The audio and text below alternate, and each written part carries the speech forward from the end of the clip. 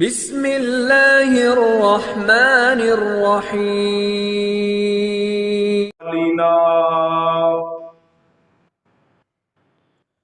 من يهده الله فلا مضل له ومن يضلله فلا هادي له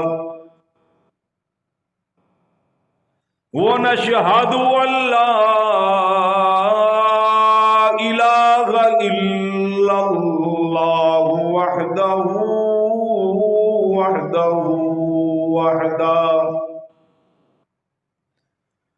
لا شريك له ولا نظير له ولا معين له ولا وزير له ونشهد أن سيدنا وسندنا ونبينا وشفيعنا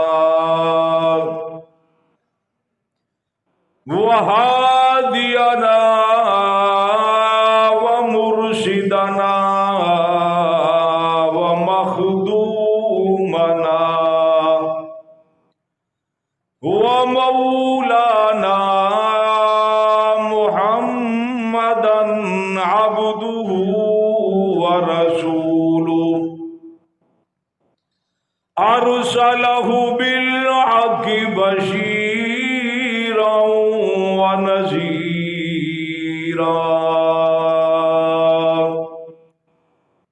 أما بعد فأعوذ بالله السميع العليم من الشيطان الرجيم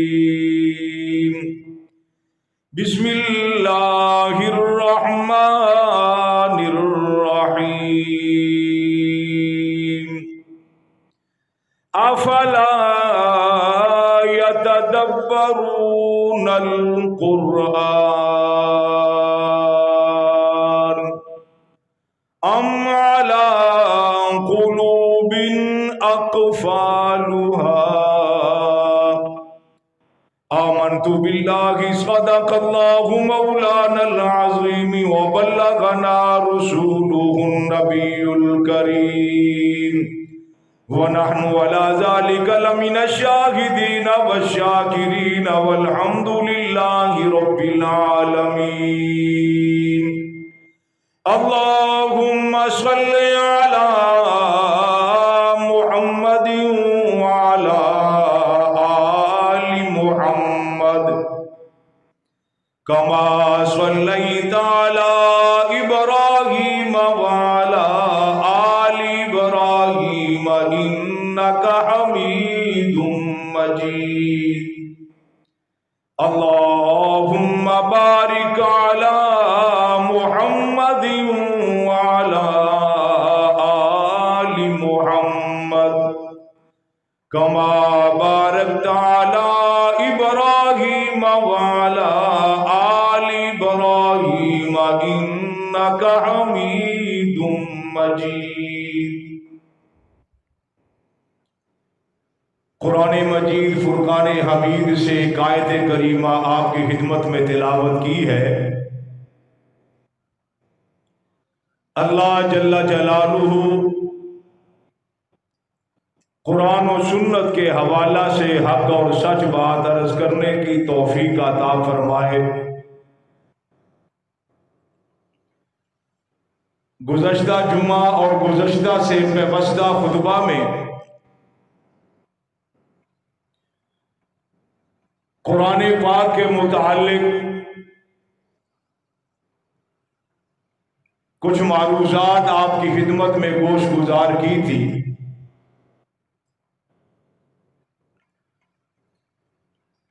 قرآن پاک اللہ کا کلام ہے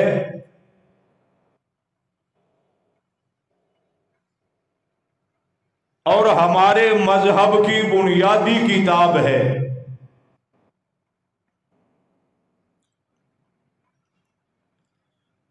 قرآن پاک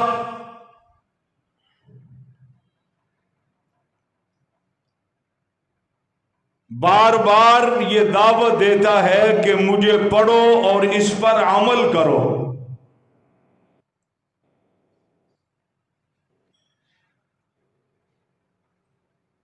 صحابہ کرام رضوان اللہ کی تعالی علیہم اجمعین کی زندگیوں کو پڑھا جائے،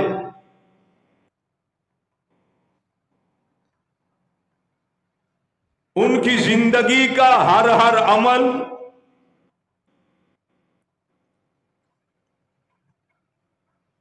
اللہ رب العزت کے احکامات اور پاک پیغمبر علیہ الصلوۃ والسلام کی سنتوں کے عین مطابق تھے۔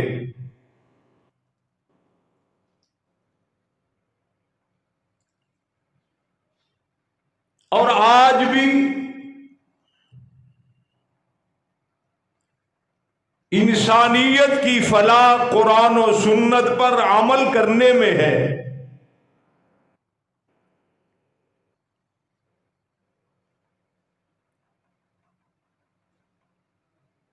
صحابہ کرام رضوان اللہ کی تعالی علیہم اجمعین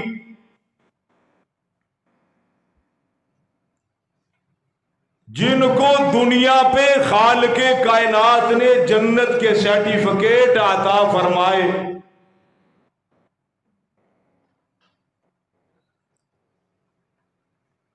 اپنی رضا کے تمغے نصیب فرمائے،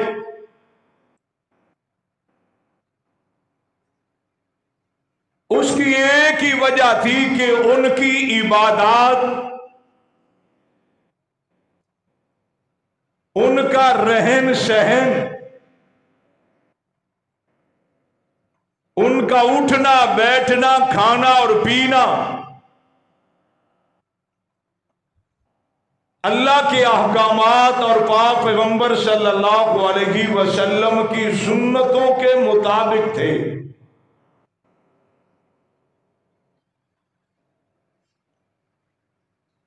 اور آج ہم مسلمان اپنے ماحول اور معاشرے میں دیکھیں، نظریں دوڑائیں، شاید ہی ہمارا کوئی عمل قرآن و سنت کے مطابق ہو۔ ہم نے اللہ کے احکامات کو، قرآن کی تعلیمات کو اور نبی علیہ الصلوۃ والسلام کی سنتوں کو پسے پشت ڈال دیا۔ اسی لیے تو ہم معاشرے میں ذلیل و خوار ہو رہے ہیں۔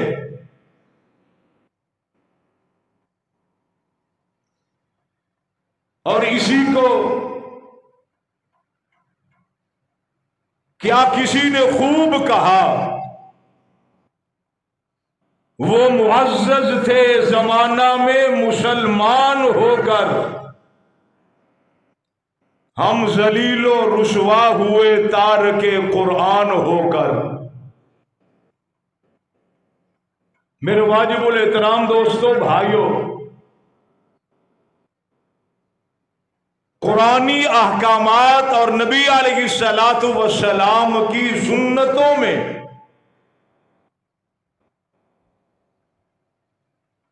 ہم لوگوں کے لیے، مسلمانوں کے لیے رہنما اصول ہیں، اور آج بھی مسلمان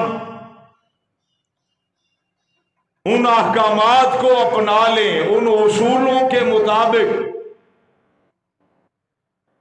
اپنی زندگیاں گزارے تو دنیا اور آخرت میں کامیابی ہمارے قدم ضرور چومے گی۔ میرے واجب الاحترام دوستو، بھائیو، گزشتہ جمعے میں نے چند باتوں کی نشاندہی کی تھی جو معاشرے کے اندر ہر مسلمان، ہر دکاندار، ہر تاجر جو قرآن و سنت کو چھوڑ پر ان باتوں پر عمل کر کے دنیا اور آخرت کا خسارہ جمع کر رہے ہیں۔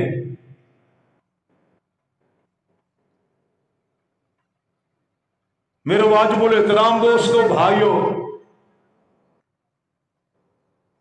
دنیاوی زندگی میں کھانا ہم نے اپنی ضرورت کے لیے ہے، پینا اپنی ضرورت کے لیے ہے، سونا اپنی ضرورت کے لیے ہے، قضاء حاجت اپنی ضرورت کے لیے ہے، کاروبار اپنی ضرورت کے لیے ہے، دکانداری اپنی ضرورت کے لیے ہے۔ لیکن اگر یہی ہمارا کاروبار، ہماری دکانداری، ہمارا کھانا پینا اٹھنا بیٹھنا، ہماری تجارت، گھریلو زندگی، باہر کی زندگی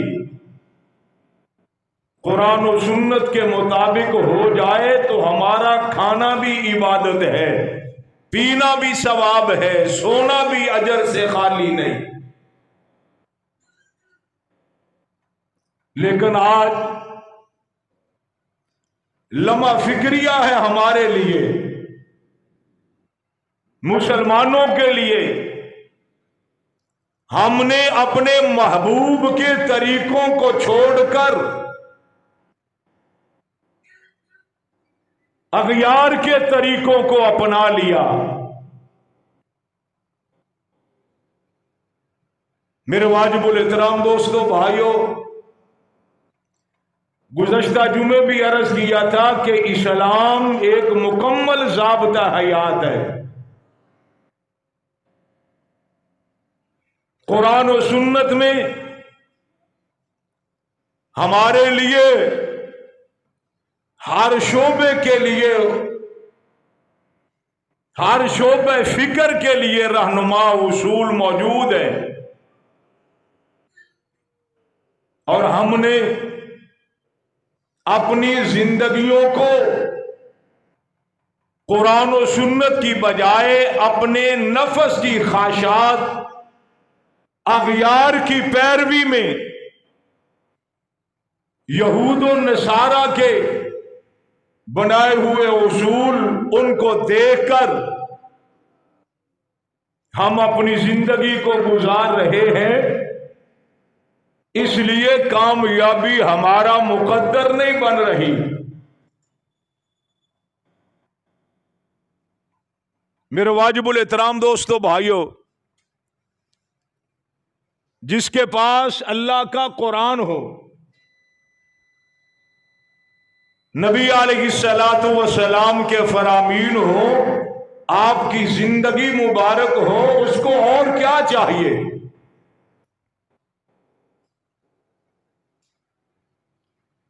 اللہ کا قرآن کہتا ہے افلا یتدبرون القرآن ام علی قلوب اقفالها۔ رب کے قرآن کو پڑھیے، کلام اللہ کے اندر، رب کے کلام کے اندر، قرآن حمید کے اندر، قرآن پاک کے اندر اللہ رب العزت نے ہر چیز کو کھول کھول کر بیان کر دیا۔ علماء کرام نے لکھا ہے ہر بندہ آج پریشان ہے، ہر تاجر پریشان ہے، ہر زمیندار پریشان ہے، ہر دکاندار پریشان ہے۔ علماء کرام نے لکھا ہے اللہ کا قرآن کہتا ہے یا ایھا الذین آمنوا لا تأکلوا الربا اضعافا مضاعفا۔ اور ایمان والو، یہ اللہ کا پیغام ہے، ایمان والو لا تأکلوا الربا اضعافا مضاعفا۔ فرمایا سود نہ کھاؤ، سودی کاروبار نہ کرو، سود کے نظام سے توبہ کر لو۔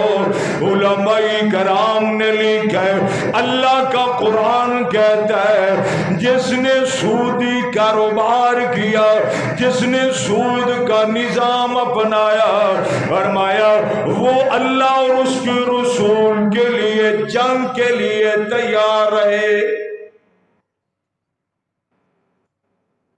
بڑے بڑے ذمہ دار، بڑے بڑے دکاندار، مجھے بتاؤ کس نے چھٹکارا حاصل کیا سود سے؟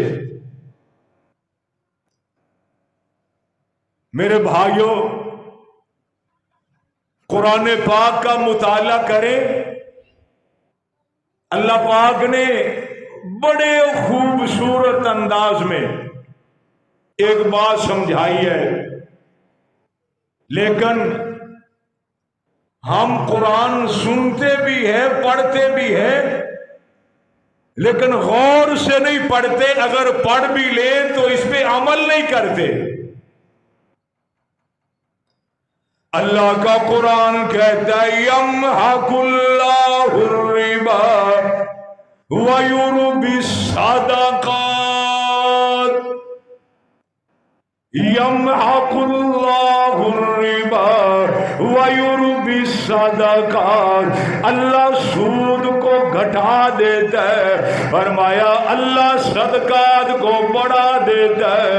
علماء کرام نے لکھا ہے سود ظاہری طور پہ مال کے بڑھنے کا نام ہے، سود سے مال بڑھ جاتا ہے، ظاہری طور پہ زیادہ ہو جاتا ہے، اور صدقہ خیرات سے، زکوٰۃ سے ظاہری طور پہ مال کم ہو جاتا ہے۔ یہ ہماری سوچ ہے، یہ ہمارا نظریہ ہے، یہ ہماری فکر ہے۔ سود اتنا مل گیا، اتنے سود کے پیسے آ گئے، 10 لاکھ جمع کروایا، آج وہ 15 بن گیا، 15 کا 20 بن گیا، 20 کا 30 بن گیا۔ اللہ کا قرآن کہتا ہے یمحق اللہ الربا ویربی الصدقات، ظاہری طور پہ دیکھو زکوٰۃ ہے 1000 کے 250 روپے، فطرہ یہ بھی صدقہ ہے، اور فرمایا عشر بھی صدقہ ہے۔ ظاہری طور پہ مال کم ہے، زکوٰۃ بن گئی 10 لاکھ، دل کو ہاتھ پڑا، اچھا 10 لاکھ دینا پڑے گا، مجھے اتنے گندم دینی پڑے گی، اتنا صدقہ خیرات دینا پڑے گا۔ ظاہری طور پہ مال کم ہو رہا ہے، اللہ کا قرآن کہتا ہے وَيُرْبِي الصَّدَقَاتِ، میرے ہاں صدقہ بڑھتا ہے، اللہ کے ہاں اس کا اجر بڑھتا ہے۔ علماء کرام نے لکھا ہے رب کا قرآن کہتا ہے من جاء بالحسنۃ فلہ عشر امثالہا، تم 1 روپیہ خرچ کرو میں 10 گنا اجر عطا کروں گا۔ امام الانبیاء صلی اللہ علیہ وسلم گھر تشریف لائے، ام المومنین صدیقہ کائنات ام عائشہ رضی اللہ تعالیٰ عنہا فرماتی ہیں کہ ہم نے بکری ذبح کی اور اس کا گوشت بنایا، حضور تشریف لائے، آپ نے پوچھا عائشہ جی یا رسول اللہ صلی اللہ علیہ وسلم، فرمایا بکری کے گوشت سے کچھ بچا کے سارا تقسیم کر دیا۔ جملوں پہ غور کرنا، ام المومنین کہتی ہیں یا رسول اللہ 1 کندی بچی ہے، باقی سارا تقسیم کر دیا۔ اللہ کے محبوب علیہ الصلوۃ والسلام نے جواب میں ارشاد فرمایا عائشہ جی یا رسول اللہ، فرمایا سارا بچ گیا، جو گندی ہے یہ نہیں بچی، یہ تو ہم نے کھا لینی ہے، جو اللہ کے راستے میں دے دیا وہ اللہ کے خزانے میں ہمارے لیے آخرت کے لیے اللہ نے بچا لیا ہے۔ میرے بھائیو، ظاہری طور پہ ہمیں لگتا ہے مال کم ہو رہا ہے، لیکن حقیقت میں وہ مال اللہ کے خزانوں میں جمع ہو رہا ہے۔ یہ اللہ کا نظام ہے، اور سود ظاہری طور پہ اس سے مال بڑھتا ہے، لیکن علماء کرام نے لکھا ہے کہ جس نے 4 آنے سود کھایا گویا اس نے 32 مرتبہ اپنی سگی ماں کے ساتھ بدکاری کی، اتنا جرم ہے۔ لیکن اللہ پاک کا کلام کہتا ہے میں صدقات کو بڑھاتا ہوں۔ آج کون ہے جو سود سے بچا ہوا ہے؟ ہر ایک سودی نظام کے ساتھ لپٹا ہوا ہے۔ ہم سود بھی نہ چھوڑیں، سودی کاروبار بھی کریں، سود کا لین دین بھی کریں، اور پھر امید رکھیں کہ ہمارے مال میں، ہماری جان میں، ہماری اولاد میں، گھروں میں برکتیں آ جائیں، دین آ جائے۔ کیسے ہو سکتا ہے؟ اللہ کا قرآن کہتا وَذَرُوا ظَاهِرَ الْإِثْمِ وَبَاطِنَهُ، او کائنات والو اللہ کا قرآن کہتا ہے وَذَرُوا ظَاهِرَ الْإِثْمِ وَبَاطِنَهُ، ظاہری گناہ بھی چھوڑ دو۔ اللہ کا قرآن کہتا ہے باطنی گناہ بھی چھوڑ دو۔ ظاہری گناہ سے مراد جن کا تعلق ظاہر کے ساتھ ہے، یعنی ہاتھ کے ساتھ ہے، آنکھوں کے ساتھ ہے، زبان کے ساتھ ہے، پاؤں کے ساتھ ہے۔ اللہ فرماتے ہیں وَذَرُوا ظَاهِرَ الْإِثْمِ وَبَاطِنَهُ، ظاہری گناہ بھی چھوڑ دو اور باطنی گناہ بھی چھوڑ دو۔ ظاہری گناہ شراب پینا یہ ظاہری گناہ ہے، اور کسی کو قتل کرنا یہ ظاہری گناہ ہے۔ گالی دینا اس کا تعلق ظاہر کے ساتھ ہے، چوری کرنا، بدکاری کرنا، اور فرمایا کسی کے بارے میں برا سوچنا، بدگمانی اور بری سوچ یہ اندر کا گناہ ہے۔ ایمانداری سے بتاؤ، ہم ان باتوں کو جن کی قرآن نشاندہی کرتا ہے ہم نے کبھی گناہ ہی نہیں سمجھا؟ ایمانداری سے بتاؤ، کسی کے بارے میں بدگمانی کرنا، برا سوچنا، کیا ہم معاشرے میں اس کو گناہ سمجھتے؟ جھوٹ بولنا کیا ہم اس کو گناہ سمجھتے ہیں؟ کم تولنا، بد نظری اور غیبت کرنا، چغلی کرنا، میرے بھائیوں یہ گناہ ہمارے اندر ایسے رچ بس گئے ہیں جیسے ہماری رگوں میں خون رچا بسا ہے، اور کوئی بھی اس کو گناہ سمجھنے کے لیے تیار نہیں ہے۔ بخاری اور مسلم کی حدیث ہے، اللہ کے محبوب علیہ الصلوۃ والسلام نے فرمایا لا يدخل الجنت قطعۃ، او کما قال النبی صلی اللہ علیہ وسلم، فرمایا چغل خور ہرگز جنت میں نہیں جائے گا۔ ماحول اور معاشرے کو دیکھو، دکان پہ چغلیاں، گاڑیوں میں سفر کرتے ہوئے چغلیاں، مسجد میں آ کر چغلیاں، دینی اجتماعات میں آ کر چغلیاں، نماز کے لیے آئے تو چغلی، کتنا بڑا جرم ہے۔ اللہ کے محبوب فرماتے ہیں چغل خور جنت میں نہیں جائے گا، اور ہم اس کو گناہ سمجھنے کے لیے تیار نہیں ہیں۔ شراب کبیرہ گناہ ہے، لیکن آج ہمارے ماحول اور معاشرے کا یہ فیشن بن چکا ہے۔ شراب پینا، عید آ جائے، شادی آ جائے، عقیقہ ہو، دعوت ہو، سیر سپاٹے کے لیے جاؤ، امت مسلمہ کے نوجوان شغل میں شراب پی لیتے ہیں۔ آپ نے کبھی سوچا نہیں یہ کتنا بڑا جرم ہے، کتنا بڑا گناہ ہے؟ اور شراب یہ برائیوں کی جڑ ہے۔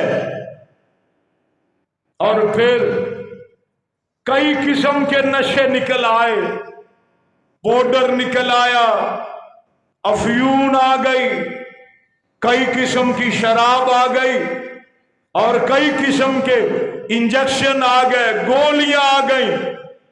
اور کسی کو منع کرو تو آگے سے جواب آتا ہے جی قرآن و حدیث سے ثابت کرو، کیا قرآن میں افیم کا ذکر ہے؟ کیا پاؤڈر کا ذکر ہے قرآن و سنت میں؟ شیطان نے اس طرف لگا دیا ہے۔ قرآن و حدیث میں ثابت کرو جی، کہاں پاؤڈر کا ذکر ہے، کہاں چرس کا ذکر ہے، کہاں انجیکشن نہ لگوائیں ذکر ہے؟ اور اللہ کے بندو، دین مکمل ضابطہ حیات ہے۔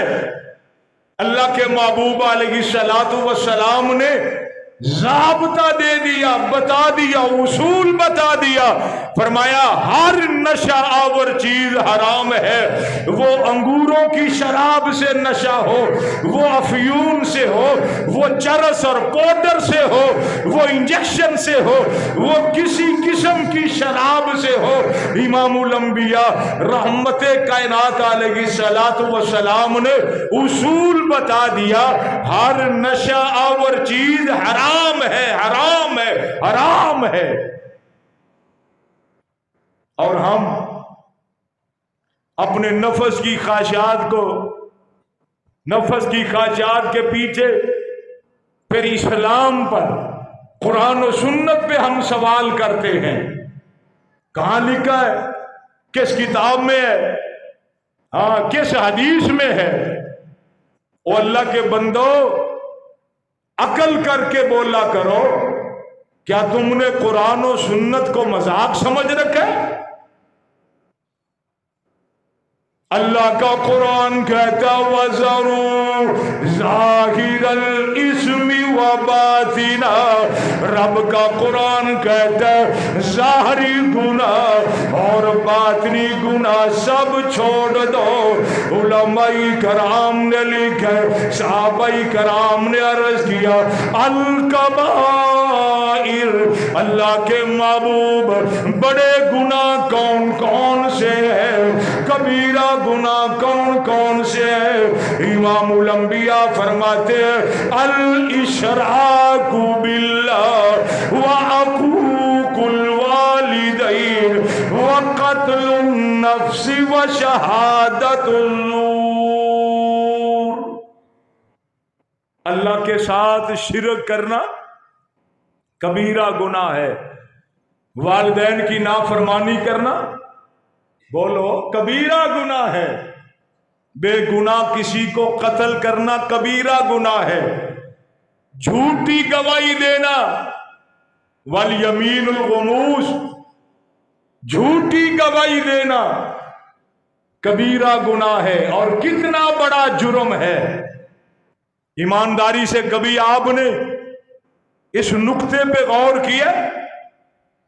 ہم رشتہ داری کو بچانے کے لیے دوستی کا لاج رکھ کر جھوٹی گواہیاں، جھوٹی قسمیں اٹھاتے ہیں، اور پھر اس کو ہم گناہ تسلیم کرنے کے لیے تیار نہیں ہے، جرم سمجھنے کے لیے تیار نہیں ہے۔ اللہ کا قرآن کہتا ہے وَلَا تَقْرَبُوا الزِّنَا إِنَّهُ كَانَ۔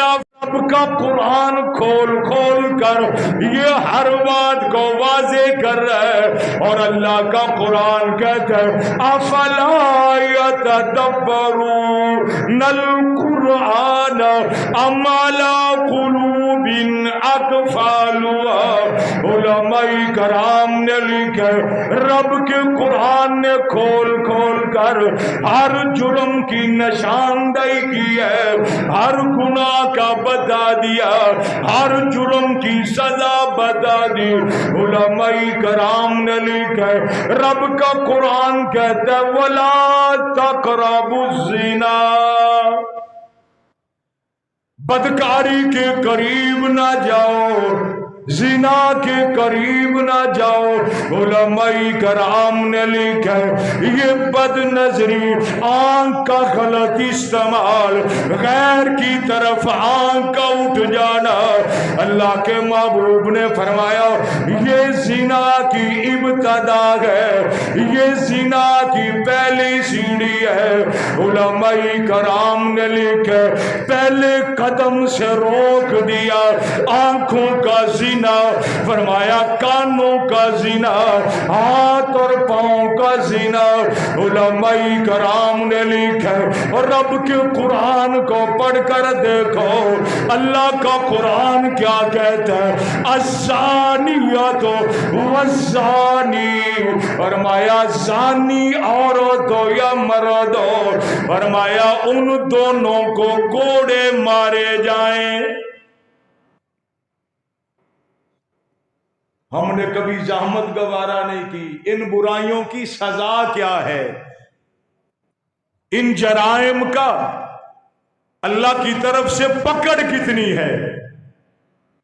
فرمایا کنوارا مرد کنواری عورت زنا کرے بدکاری کرے، رب کا قرآن کہتا ہے ان کو 100 کوڑے مارے جائیں۔ کتنے؟ 100 کوڑے۔ فرمایا شادی شدہ مرد شادی شدہ عورت بدکاری کرے زنا کرے، فرمایا رب کا قرآن کہتا ہے ان کو سنگسار کر دیا جائے، پتھر مار مار کے مار دیا جائے، قتل کر دیا جائے۔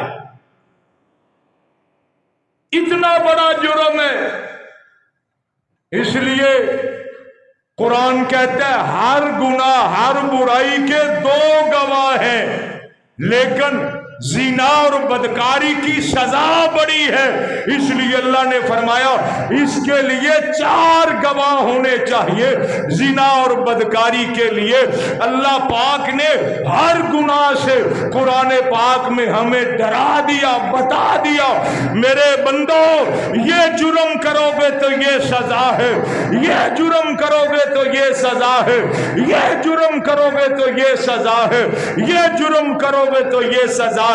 اور سنو آج ماحول اور معاشرے میں چوری اور چکاری، ڈاکہ، لوٹ مار یہ ہمارا فیشن بن چکا ہے، لیکن یاد رکھو رب کا قرآن کیا کہتا ہے، فرمایا وَالسَّارِقَةُ فَاقْطَعُوا أَيْدِيَهُمَا، یہ 6واں پارہ ہے قرآن پاک کا، گھر جا کے ترجمہ پڑھنا۔ فرمایا چوری کرنے والا مرد ہو یا چوری کرنے والی عورت ہو، اگر چوری کا جرم ثابت ہو جائے تو ان کے ہاتھ کو کاٹا جائے گا۔ کس کا آرڈر ہے؟ اللہ کا آرڈر ہے۔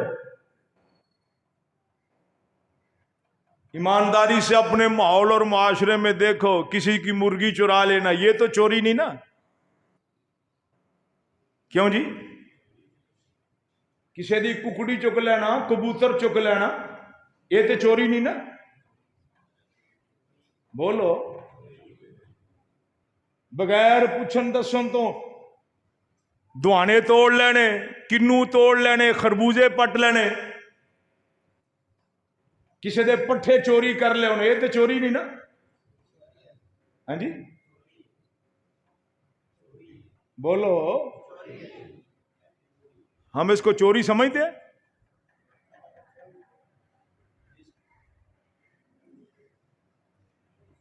اللہ کے بندو، قرآن دعوت دیتا ہے، غور کرو، فکر کرو۔ کیا کہ چوری صرف سونے کی ہوتی ہے؟ 2-4 لاکھ روپیہ بندہ چوری کرے پھر چوری ہوتی ہے؟ کیوں جی؟ دکاندار دکان پہ نہیں ہے، ہم سگریٹ لینے گئے، وہاں سے ڈبے سے 2 ٹافیاں اٹھا لیے تو چوری نہیں نا؟ ٹافیاں ہی ہے نا؟ کیوں جی بولو؟ نہیں نہیں نہیں، چوری تو 2-4 لاکھ ہی ہوتی ہے، ٹافیوں کی کہاں ہوتی ہے؟ یہ معاشرے میں، ہمارے ماحول میں رچی بسی ہے چوریاں، جرم، برائیاں۔ اسی لیے تو ہمارے مال میں برکت نہیں ہوتی، کاروبار میں برکت نہیں ہے، ہماری دعائیں قبول نہیں ہوتی۔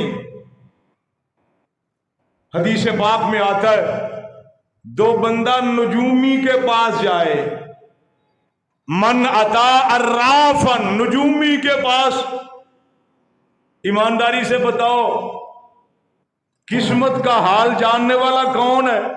سارے بولو، کل کیا ہونا ہے یہ کون جانتا ہے؟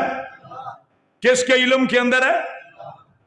یہ جو فٹ پاس پہ بیٹھا طوطا لے کر سارا دن وہ گاڑیوں کا دھواں کھاتا ہے، 20 روپے لے کے وہ قسمت کا حال بتائے گا؟ اس کو کیا پتا؟ لیکن جرم کتنا ہے، ہماری عورتیں، ہمارے مرد، کمزور ایمان والے، عرس آ جائے، میلہ آ جائے تو وہاں ہم شوقیہ طور پر ان کے پاس جا کر اپنا ہاتھ دکھلاتے ہیں۔ حدیث پاک میں آتا ہے، جو نجومی کے پاس گیا، من اتا عرافن، قسمت کا حال جاننے والا سمجھ کر اس کے پاس گیا، فرمایا 40 دن تک اس کی عبادت قبول نہیں ہوتی۔ ایمانداری سے بتاؤ، ہم نے کبھی خیال کیا؟ کبھی ہم نے نہیں سوچا بیٹے دینے والا کون ہے؟ بولو۔ آپ حضرت سلطان باہو رحمت اللہ کی تعالی علیہ کے مزار پہ جائیں نا، ان کے دربار پہ، وہاں دربار کے ایک سائڈ پہ بیریاں لگی ہوئی ہیں، بیریاں، اور وہاں عورتیں بیٹھی ہوئی ہیں اپنے کپڑے نیچے بچھا کر۔ کس لیے؟ اوپر سے بیر گرے گا تو بیٹا ہوگا۔ کہ استغفر اللہ۔ ایمانداری سے بتاؤ، ہمارے نبی علیہ الصلوۃ والسلام کی کتنی بیویاں تھیں؟ اولاد تو ایک سے ہے نا، کیا نبی کو اولاد کی خواہش نہیں تھی؟ نبی کی بیویوں کو اولاد کی خواہش نہیں تھی؟ حضرت عائشہ کو خواہش نہیں تھی؟ ان کو اللہ نے نہیں کہا کہ مدینے کی فلاں بیری کے نیچے اپنا دوپٹہ بچھا دو، چادر بچھا دو۔ شرک ہے۔ اولاد دینے والا کون ہے؟ بیٹے اور بیٹیاں دینے والا کون ہے؟ اور اونچی آواز سے، اور بلند آواز سے، وَالسَّارِقُ وَالسَّارِقَةُ فَاقْطَعُوا أَيْدِيَهُمَا، چوری کرنے والی عورت ہو یا مرد، سزا کیا؟ ایمانداری سے بتاؤ، صرف حافظ آباد سے لے کر شیوپورہ تک ایک چور کے ہاتھ کاٹ دو، چوری رکے گی کہ نہیں رکے گی؟ کیوں بھائی نہیں رکے گی؟ سزاؤں کے نفاذ سے امن آتا ہے، حدود اللہ کا نفاذ کیا جائے، حدود اللہ کے نفاذ میں ہی امن اور چین اور سکون ہے۔ اور ہمارے معاشرے میں ہم چھوٹی چھوٹی باتوں کو گناہ سمجھنے کے لیے تیار نہیں ہیں کیوں جی بولو؟ یہ جو چغلی ہے اس کو کبھی ہم نے گناہ سمجھا؟ بلکہ مسجد میں آ کر ہم سب سے محفوظ جگہ یہ سمجھتے ہیں، یہ چغلی کے لیے سب سے اچھی اور بہترین جگہ ہے، کہو استغفر اللہ۔ ایسے ہی ہے، کئی بدبخت ایسے ہیں کہ جن کے دلوں پہ مور لگی ہوئی ہے، مولوی صاحب بیان کر رہے ہیں، دو بندے بیٹھ کر چغلیاں کر رہے ہیں، اور ہم اس کو گناہ سمجھنے کے لیے تیار۔ ایسے ہی ہے نا؟ بولو۔ میں نے ابھی حدیث پاک سنائی ہے، لا يدخل الجنت قطاعۃ، چغل خور جنت میں بولو نہیں جائے گا۔ اللہ کا قرآن کہتا ہے وَذَرُوا ظَاهِرَ الْإِثْمِ وَبَاطِنَهُ، اور اللہ کے بندو ظاہری گناہ بھی چھوڑ دو، باطنی گناہ بھی چھوڑ دو۔ علماء کرام نے لکھا ہے حدیث پاک کا مفہوم ہے بدگمانی باطنی گناہ ہے، کسی کے بارے میں برا سوچنا۔ علماء کرام نے لکھا ہے، امام الانبیاء رحمت کائنات فرماتے ہیں ان بعض الظن اسم، بعض بدگمانیاں گناہ ہے، اس لیے فرمایا ظاہری باطنی سارے گناہ چھوڑ دو۔ کتنا کرم ہے، کتنا فضل ہے اس اللہ کا اس امت پر، ہمارے اوپر نہیں ہے؟ بولو۔ ہم نے کبھی ان موضوعات پہ کبھی سوچا ہی نہیں، کبھی ان پر غور ہی نہیں کیا، اور نہ مولوی ہمیں اس طرف لے آتے ہیں،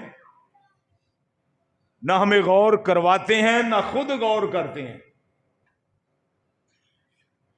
یہ معاشرے میں برائیاں، گناہ، جرم، امام الانبیاء صلی اللہ علیہ وسلم آپ کی زندگی ہمارے لیے مشعل راہ ہے، یہ ایک رخ ہے۔ شراب کی کتنی سزا ہے، یہ ابھی میں بتا رہا تھا نا، چغلی۔ اللہ پاک نے قرآن پاک میں ایک دوسرے کا نام بگاڑ کر لینے سے بھی منع کیا ہے۔ کسی کا نام بگاڑ کے نہ پکارا کرو۔ وَلَا يَغْتَبْ بَعْضُكُمْ بَعْضًا، یہ چغلی تیرے میرے نزدیک یہ گناہ نہیں ہے، جرم نہیں ہے۔ قرآن کیا کہتے ہیں؟ اَن یَأْکُلَ لَحْمَ أَخِیہِ، رب کا قرآن کہتا ہے جو بندہ، جو مرد، عورت، بوڑھا، بچہ، جوان چغلی کے گناہ میں مروایا جو مرتکب ہوگا چغلی کا، رب کا قرآن کہتا ہے اس کی سزا کیا ہے؟ اَن یَأْکُلَ لَحْمَ أَخِیہِ، فرمایا اپنے سگے بھائی کا وہ گوشت کھا رہا ہے۔ چغلی کرنے والا اپنے سگے بھائی کا بولو گوشت کھا رہا ہے۔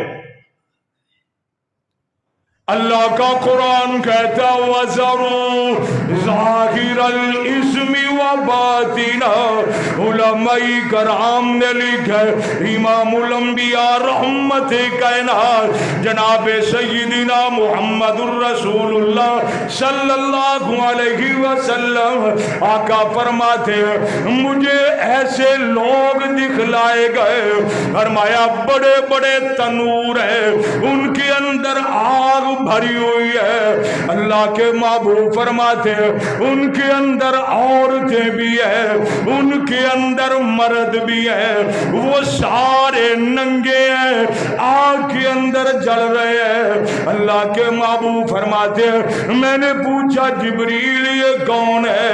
اور مجھے بتایا گیا یہ آپ کی امت کے مرد اور عورت وہ ہیں جو زنا کرتے تھے، فرمایا قیامت تک یہ اسی طرح آگ میں جلیں گے۔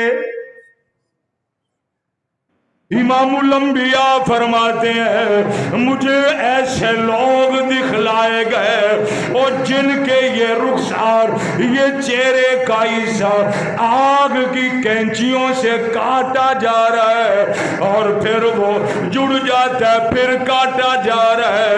علماء کرام نے لکھا ہے آمنہ کے لال فرماتے ہیں مجھے ایسے لوگ دکھلائے گئے اور جن کی آگ کے ہتھیار ان کے پیٹ پھاڑے جا رہے ہیں۔ علماء کرام نے لکھا ہے آقا فرماتے ہیں او جبریل یہ کون لوگ ہیں؟ فرمایا ان میں بعض سود کھانے والے، بعض ایسے علماء جن کی زبانوں کو کاٹا جا رہا ہے اور جن کے چہروں کو داغا جا رہا ہے۔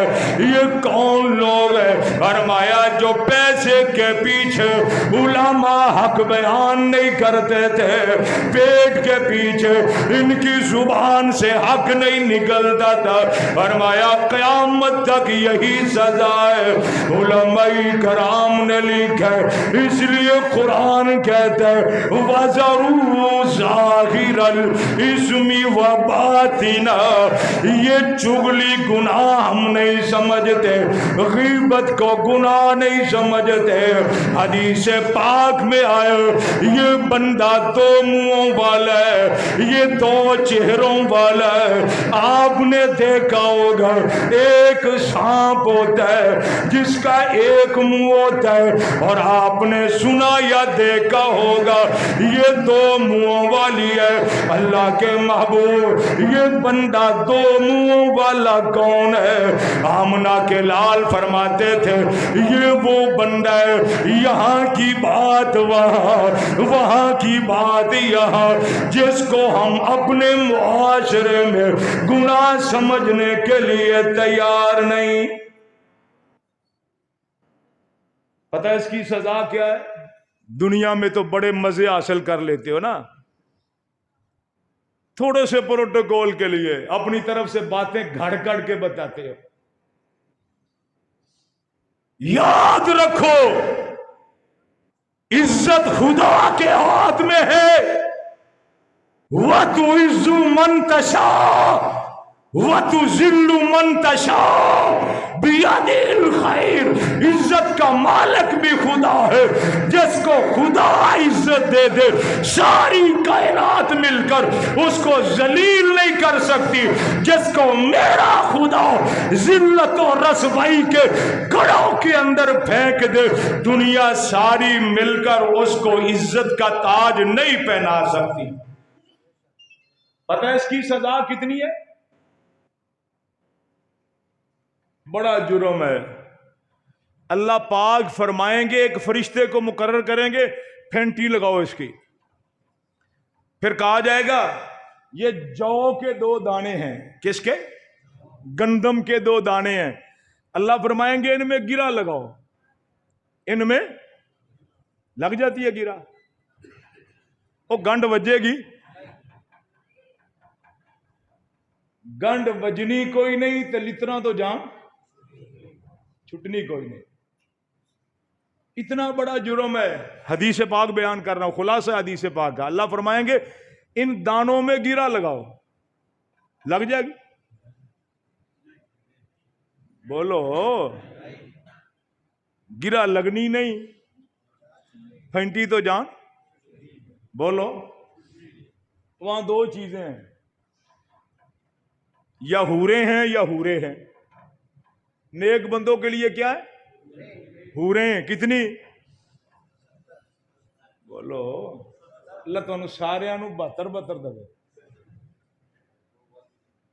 یا حورا ملنیاں نے تے یا پھر حورے۔ سمجھتے حورے کنوں آندے نے؟ مکھیاں نو۔ اگر تے زندگی بندے دے پتراں مگر گزاری تے پھر تو حورا لبن دیا، نہیں تے پھر حورے تے پھر وٹ تے پے نے۔ اللہ فرشتیاں دے حوراں تو محفوظ فرمائے۔ ہاں جی، ایتھے تھانے دار دے حورے نہیں صحیح جاندے، کیوں جی؟ تے پھر فرشتیاں دے حورے جرم ہے۔ اللہ فرمائے گا ان میں گرا لگاؤ، گرا لگے گی نہیں، مار پڑتی رہے گی۔ یہ چھوٹے چھوٹے ہم جو گناہ سمجھتے ہیں نا، چھوٹے چھوٹے گناہ، حقیقت میں یہ بڑے گناہ ہیں.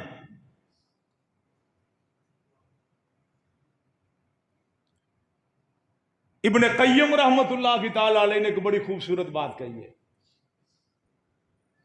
کیا فرماتے ہیں؟ فرماتے ہیں گناہ کیا ہے؟ پتہ ہے آپ کو گناہ کی تعریف کیا ہے؟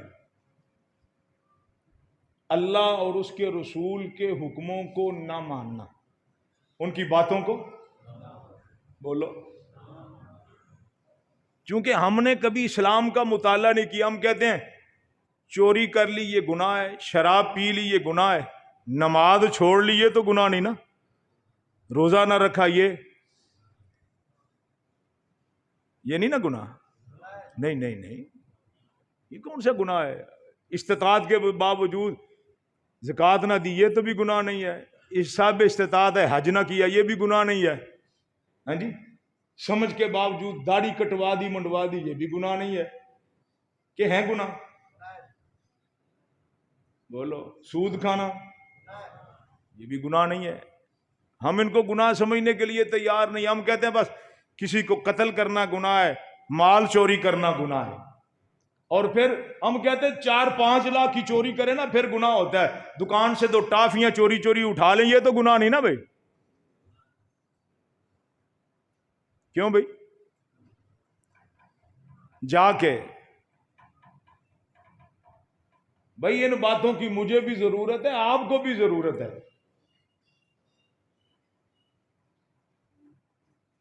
سارے گناہ چھوڑ دو. گناہ کی تعریف یہ ہے اللہ اور اس کے رسول کی باتوں کو جھٹلانا، نہ ماننا. بڑی خوبصورت بات کہی ہے، کاش کہ آپ کو سمجھ آ جائے. فرماتے ہیں گناہ چھوٹا سمجھ کے نہ کرو، بلکہ یہ سوچ پیدا کرو کہ جس اللہ کی نافرمانی کرنے لگا ہوں وہ کتنا عظیم ہے، جس نبی کی نافرمانی کرنے لگا ہوں وہ پیغمبر کتنا عظیم ہے. اور بزرگوں نے لکھا ہے گناہ چھوٹا سمجھ کے نہ کرو، ہو سکتا ہے وہ تمہاری ہلاکت اور تباہی کا وہ سبب بن جائے. اور نیکی کو چھوٹا سمجھ کے ترک نہ کرو، ہو سکتا ہے یہ چھوٹی نیکی تیری فلاح و بہبود اور کامیابی، آخرت کی کامیابی کا سبب بن جائے. سنیے حضرت بایزید بستامی رحمت اللہ کی تعالی علیہ کتنا بڑا اللہ کا ولی ہے، غوث کا ابدال کے درجے کا یہ خدا کا ولی ہے. ایک دن دودھ پیا، پیٹ میں درد ہو گئی. بایزید بستامی کی زبان سے یہ جملہ نکلا، کاش دودھ نہ پیتا، میرے پیٹ میں درد نہ ہوتا. میرے بھائیوں اللہ پاک کو یہ بات پسند نہ آئی. درد دینے والا کون؟ بولو. صحت دینے والا کون؟ اللہ نے کہا اچھا بندہ میرا، کھائے میرا، پیے میرا، اور فائل تو نے دودھ کو سمجھ لیا، تو نے دودھ میں یہ تاثیر مان لی. صحت دینے والا کون ہے؟ بیماری دینے والا کون ہے؟ دودھ کے اندر بیماری ہے؟ اللہ چاہے تو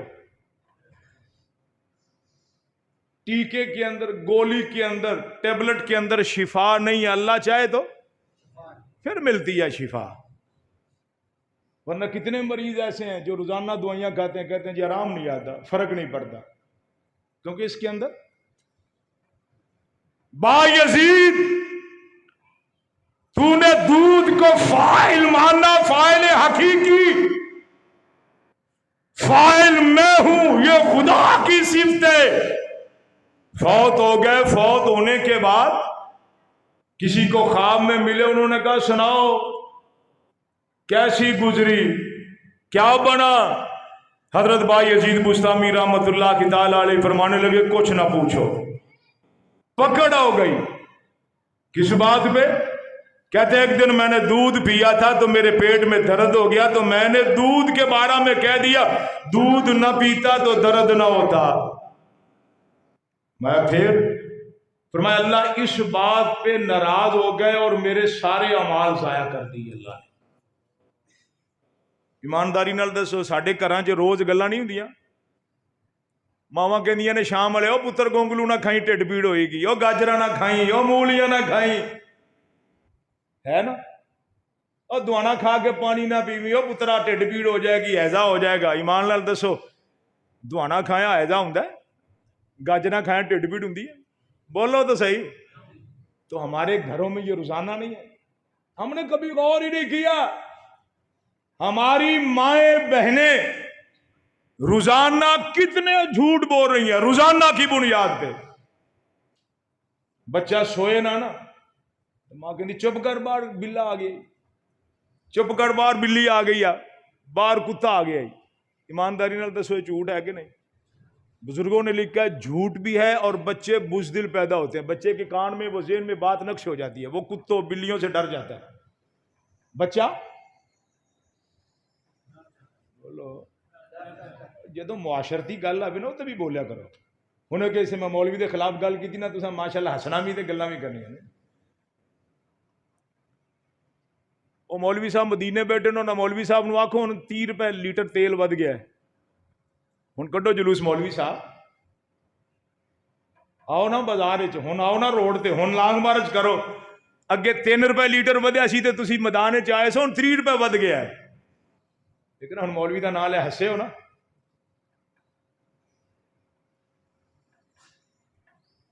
ہماری عورتیں روزانہ کی بنیاد پہ